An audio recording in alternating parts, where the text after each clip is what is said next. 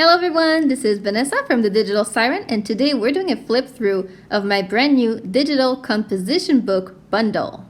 So this here is a bundle of 10 different digital composition books, as you can see here, in 10 different colors. So when you get this product, you get all of these digital composition books.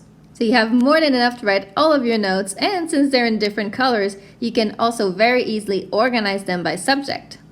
So let's pop open the red one and see what this is all about.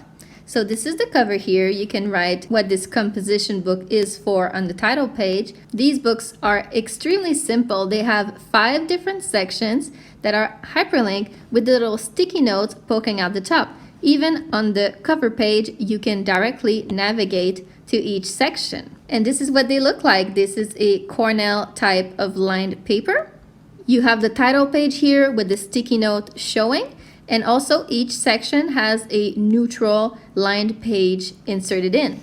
Each notebook has 5 different sections accessible from the top: pink, blue, orange, green, and of course the yellow one. That's the first one. And that's really all there is to know. I absolutely love how these little books are so simple. They're very lightweight, easy to use, and oh so nostalgic. They've quickly become one of my very favorites to just grab on the go and jot down some quick notes.